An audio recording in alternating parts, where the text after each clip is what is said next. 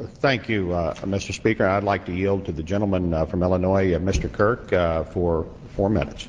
The gentleman from Illinois is recognized for 4 minutes. I thank this distinguished chairman. Our uniformed men and women have given great service to the nation by ending a tyrant's reign and fostering elections in a region that only knew dictatorship.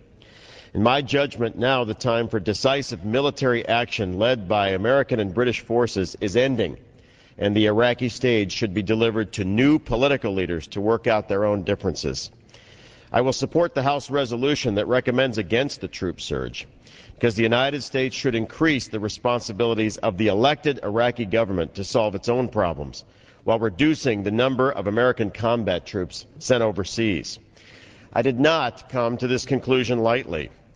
The long-term security of our country depends on the United States not being defeated in the Middle East. To prevent a collapse of democracy, tolerance, and supporters in our region, we need a policy that relies on America's key strengths and builds additional support among our citizens and allies.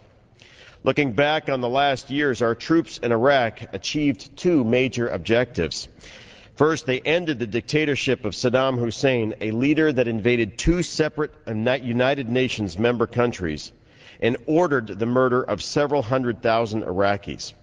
Second, they backed the United Nations sponsorship of Iraq's 3 national elections that approved a new constitution and government.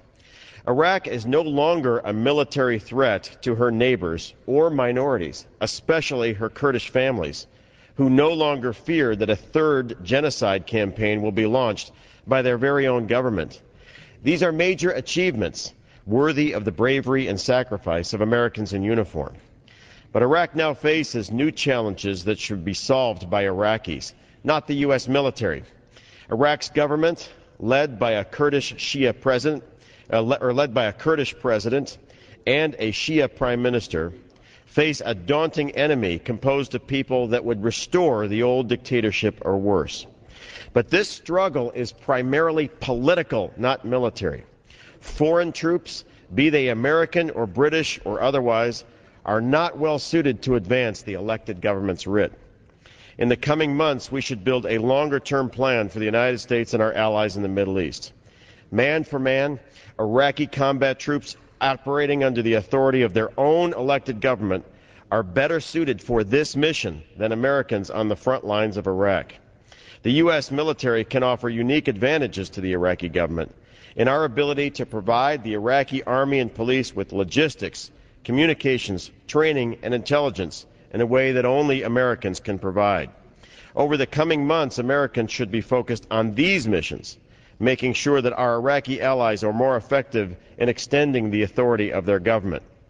By winding down the combat duties of Americans, we will dramatically lower the risk to our men and women stationed overseas while providing a decisive advantage to the elected government of Iraq. This is how to win the battle and secure a lasting government for the Iraqi people. Our plan should be strengthened by a diplomatic initiative among Iraq's neighbors and the World Bank to support the elected government in its plans for reconstruction. To date, the World Bank has been absent without leave in delivering help to this founding member of the International Bank for Reconstruction and Development. Our effort, based on key American advantages, while reducing the number of American combat troops, will improve the prospects for peace and build support for our goals here and among our allies. Mr. Speaker, I join with many members today to say if it were up to us, we recommend a different course of action that involves less risk to Americans. As a military man, I am fully aware that the Constitution does not place 535 members of Congress in the direct military chain of command.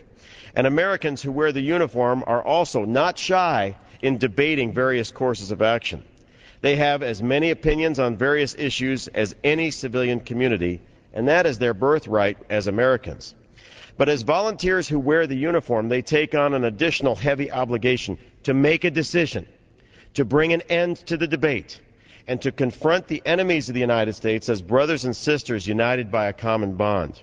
In coming days, our troops will face danger, not as Democrats, Independents, or Republicans, but as Americans. And I ask unanimous consent to revise and extend my remarks.